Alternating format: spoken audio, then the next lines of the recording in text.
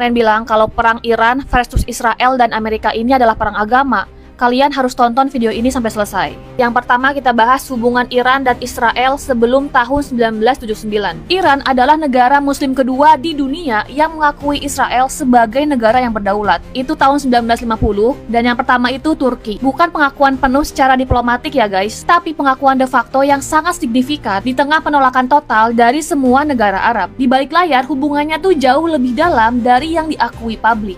Iran jadi supplier minyak utama Israel. Dalam beberapa tahun bahkan nyuplai semua kebutuhan minyak Israel melalui pipeline Eilat Ashkelon yang dioperasikan bersama secara rahasia. El Al, maskapai nasional Israel, punya jalur terbang direct dari Tel Aviv ke Tehran.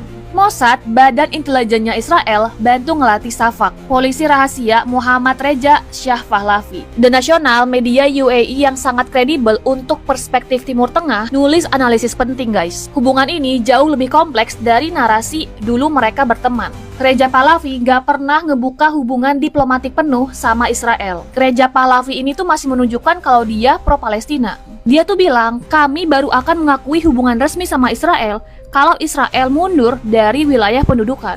Buat gambarannya nih, bukan aliansi terbuka, tapi tetap ngejaga hubungan pragmatis di balik layar. Sambil di depan, Reza Pahlavi ini sambil ngejaga posisi supaya tetap diterima di dunia Arab. Nah sekarang, buat memahami kenapa sih Iran tuh benci banget sama Amerika, kamu harus tahu satu nama, Dr. Mohammad Mossadegh. Dan apa yang terjadi sama dia di 1953. Mossadegh adalah Perdana Menteri Iran yang terpilih secara demokratis di 1951. Sangat populer, sangat nasionalis. Dia melakukan satu hal yang sangat sederhana, tapi sangat mengancam kepentingan Barat. Menasionalisasi industri minyak dari Anglo-Iranian Oil Company, perusahaan Inggris yang sekarang kita kenal sebagai BP. Selama puluhan tahun, Inggris mengambil keuntungan besar dari minyak Iran. Sementara rakyat Iran tetap miskin, tetap sengsara. Inggris tentu nggak diam aja. Inggris marah. Mereka boikot minyak Iran dan blokade ekspor. Terus mereka tuh datang ke Amerika, melobi CIA buat minta tolong guys. CIA dan MI6 melancarkan kudeta. Nama operasinya Operation Ajax. CIA mengirim Kermit Roosevelt Jr., cucu dari Presiden Theodore Roosevelt Amerika. Kermit ini datang ke Tehran sambil bawa koper isinya uang tunai guys. Dia bayar preman buat kerahkan massa, buat suap pemimpin militer, buat bayar media Iran supaya mau sebarkan propaganda anti Mossadegh. Kudetanya berhasil, kurang lebih 200-300 orang meninggal di jalan-jalan Tehran. Dr. Mossadegh ditangkap, dipenjara selama 3 tahun, terus jadi tahanan rumah sampai dia meninggal di tahun 1967.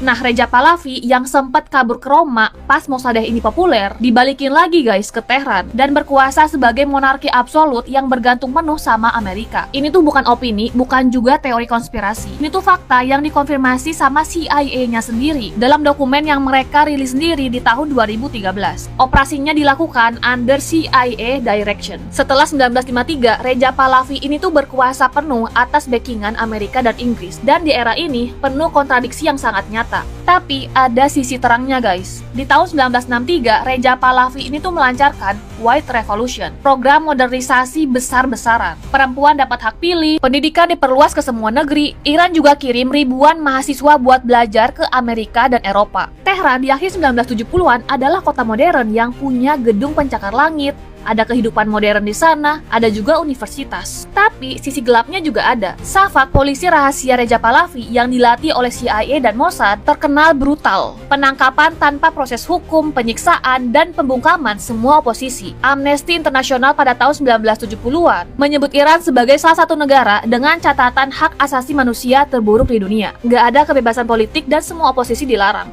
Britannica ngerangkum ketergantungan Reza Pahlavi ke Amerika, hubungan dengan Israel di tengah konflik Arab-Israel yang terus panas, dan kebijakannya yang terus mengabaikan kepentingan mayoritas rakyat. Semua ini jadi bahan bakar paling efektif bagi retorika oposisi. Dan di Januari 1979, Reza Pahlavi meninggalkan Iran untuk terakhir kalinya. Revolusi Islam di bawah Khomeini udah nggak bisa dibendung. Reza Pahlavi pergi ke Mesir, ke Maroko, ke Bahamas, ke Meksiko, tapi nggak ada negara yang mau menampungnya secara permanen. Di saat yang sama, ketika Presiden Carter ini memperbolehkan Reza Pahlavi datang ke Amerika buat berobat kanker, mahasiswa Iran menduduki kedutaan Amerika Serikat di Tehran dan menahan 52 diplomat Amerika selama 444 hari. Ini adalah krisis yang mengubah hubungan Iran dan Amerika selamanya. Reja Pahlavi meninggal di Kairo di tanggal 27 Juli 1980 di pengasingan. Gak pernah kembali ke tanah yang pernah dia pimpin selama 38 tahun.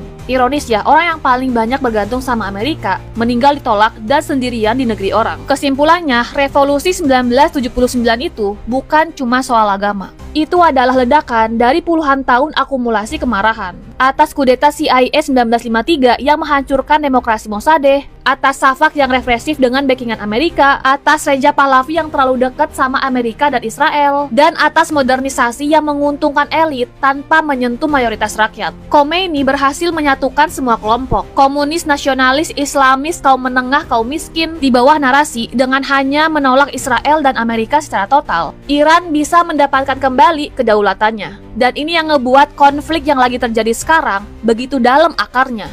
Ketika Trump menyerang Iran, bagi banyak orang Iran, ini bukan serangan yang pertama. Ini episode yang baru dari narasi yang sama sejak 1953. CIA menggulingkan demokrasinya mereka, Reja Pahlavi represi mereka dengan dukungan Amerika, dan sekarang Amerika bom mereka lagi. Satu garis merah selama 73 tahun. Semua sumber yang aku pakai buat bikin video ini akan aku taruh di caption. Jangan lupa follow karena aku bakal terus update situasi dari konflik ini.